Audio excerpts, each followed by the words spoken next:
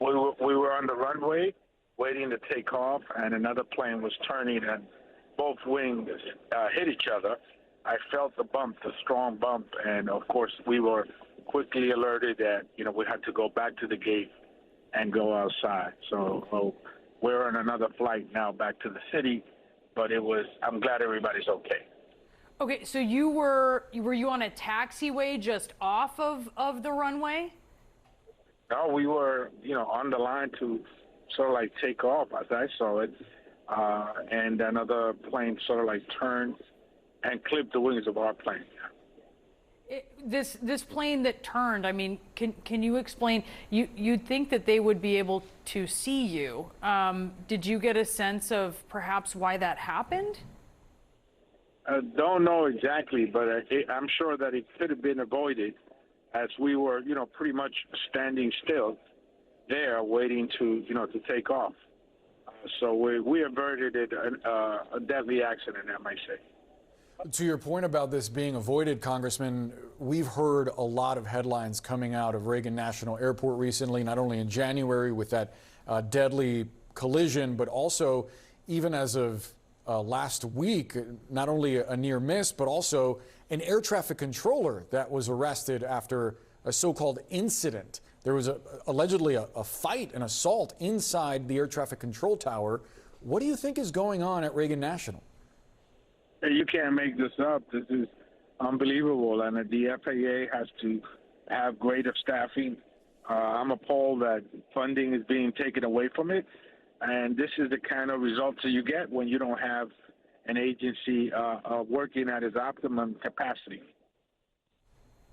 You have the head of the FAA Air Traffic Organization stepping down early. That's part of the voluntary deferred resignation program. We've heard as well about the hours that these air traffic controllers are working. And there are also a number of other issues that are specific to DCA, Congressman, some that may not be specific to DCA. Are you seeing this as kind of a confluence of a number of different things that we are seeing these incidents? Well, what I can say is that an agency like the FAA that has everybody's safety within an inch of their hands must be fully funded, vigorously funded to avert any deadly accidents and incidents. And you can't half-step an agency as important as this. They should be fully funded.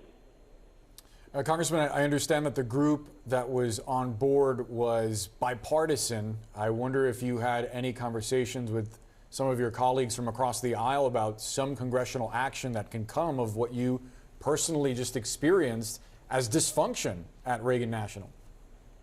Not that kind of conversation. We did talk because, it was a shocking incident, but I'm sure we will do that when we get back.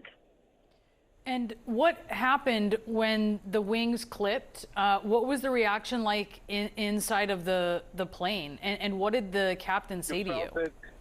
You felt it, and you saw the wing actually flopping up and down.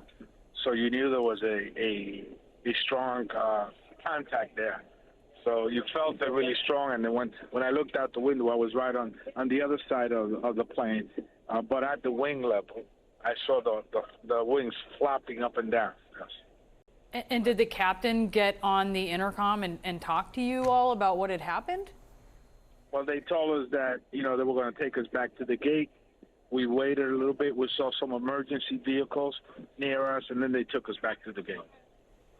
And Congressman, I want to follow up on something you said previously and get your thoughts on the way that the White House has framed this issue, because the administration has said that there have been no cuts to air traffic controllers, safety personnel, or safety critical positions at the FAA.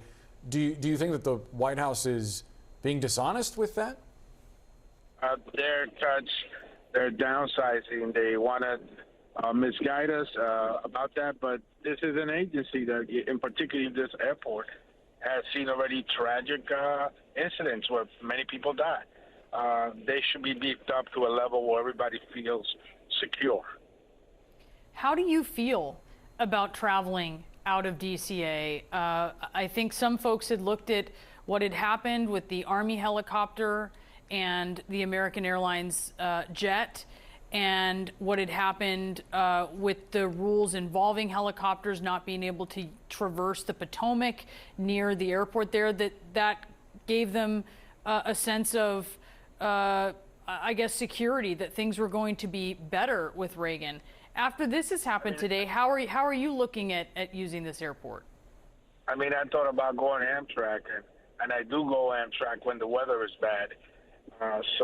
Yeah, this is a kind of dangerous place right here. Congressman, I want to make sure that our viewers know, I'm sure you do, but many years ago when Dulles was opened, the plan was for Reagan National ultimately to close, but at least my understanding and speaking to a lot of folks in the area and experts was that it remained open in large part because members of Congress wanted to use it for easy access to travel back to their districts.